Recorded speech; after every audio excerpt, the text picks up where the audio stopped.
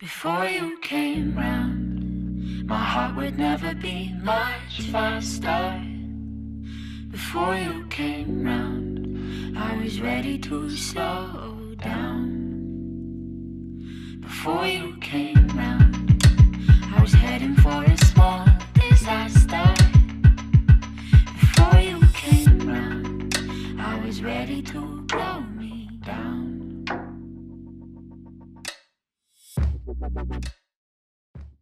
My name is Justin Turner. I'm from Huntsville, Alabama. I work for Aerotech Recruiting and Staffing, and I was diagnosed with Crohn's disease in 2006. The way that I would describe it would be it's an invisible disease. It's a chronic illness that affects your digestive tract. So it's an inflammatory bowel disease that specifically affects your small intestine.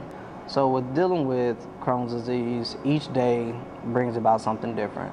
You know, sometimes I wake up in the morning, 5 o'clock in the morning, I used to go to the gym, shoot basketball.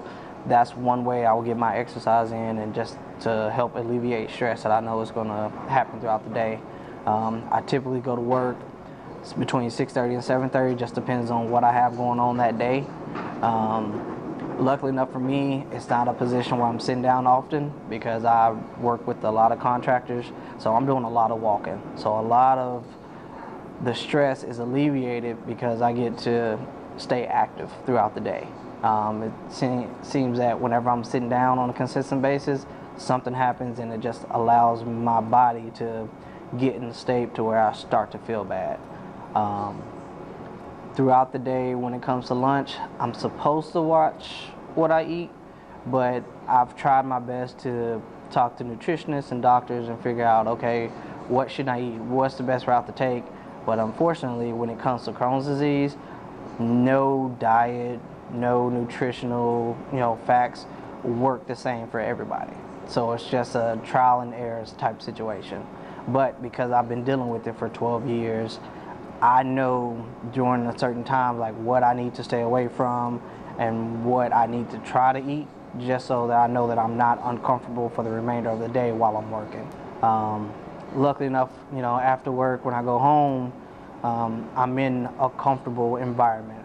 If I end up bothered by what I ate, I'm able to handle it in a different manner than I would be if I was out and about, if I was at work or out with friends.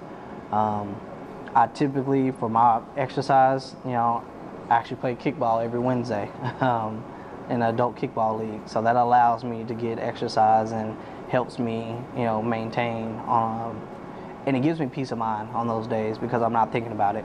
I'm actually free of thoughts of what's going on. I'm with friends that help me to laugh and stay focused on just enjoying the day and enjoying the night and enjoying being there in the moment. So it's kind of ironic that we're here in Birmingham today because I literally just switched to a different specialist here in Birmingham right across the street. And I started a new medication that I have to take once every 2 months. The first time I took the medication, it's called Stelara. I actually had to come down to Birmingham. I had to do an IV infusion treatment for 3 hours. Now it's delivered to me via a specialty pharmacy. And the crazy part is when I did my injection last month, I was so used to having a different medication to where it was a pen and I would just inject myself. You don't see the needle, but in this situation, the needle is exposed. So I was kind of hesitant. And the needle's not a small needle, it's like that long. And I was, I started to act like a little baby and was scared to inject myself at first, but I knew I had to do it. So I did it last month. That was my second dose. And here we are. Come next month, I'll do my third injection. And, it still takes a minute before to see how the medication actually works, if it is, being effective for me. So I hope to start seeing results maybe within the next few months with this injection coming up and then an injection in the next couple of months. So I guess the most important thing that allows me to smile on a daily basis, even though I'm dealing with this 24/7, is the fact that I don't want to be considered as somebody who has not remained positive, because I've always been a positive person. That's just my nature. People see me and I'm smiling. I can see the good in the day, even though it might be the worst day possible. One of the biggest things is that I look at is there are so many people in this world going through things a lot worse than what I'm going through. There are literally children going through the same illness that they don't know how to deal with it. They're just children, they're just kids. So if I'm sitting here as a grown man and I'm not able to find a way to be positive and continue to live my day, live my life, then there's no way that I can interact with somebody eventually and speak to them on how, hey, what's the best way to handle dealing with Crohn's disease.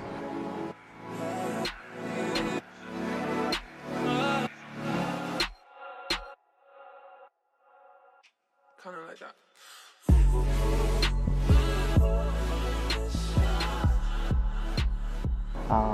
I have a great support system.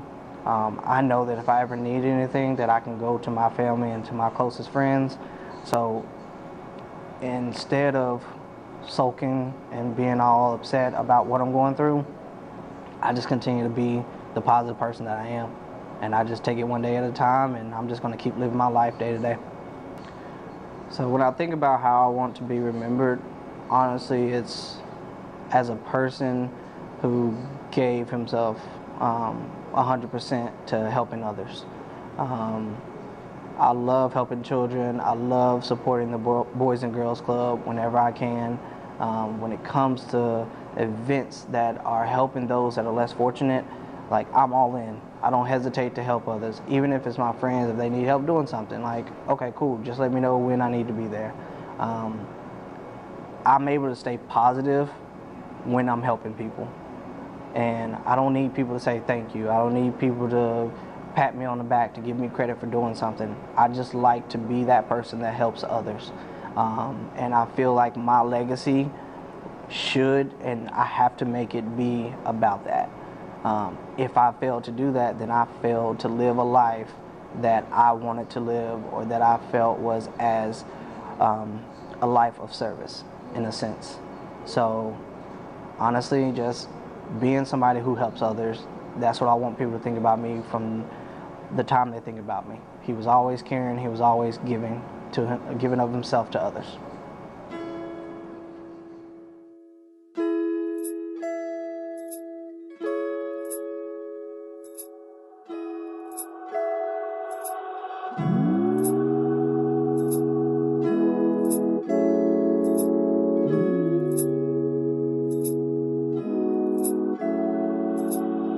I met you in a town. You gave me fever. I took a leap of faith and landed in my plotted destination. My coordinates were correct, but my approach was met with hesitation. I was told to take a risk, to close my eyes and jump with all my might. Never want to wish upon a shooting star while staring up at the sky at night. Having faith in something is itself a major risk to take. Having the courage to trust the unknown is a major decision to make. I do so with my mind, body, and soul, and sometimes with doubt about it all. But always pushing through it is the key. For every opportunity to rise comes after a fall.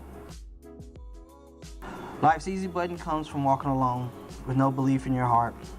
It eliminates all pessimism and optimism, ridding your life of any light to come brighten your days that are dark. It's like having a high tolerance of pain. Only your mind can tell you the difference between hurt or happy, being wrong or being right. Like a person born without vision knows not what it means to miss sight.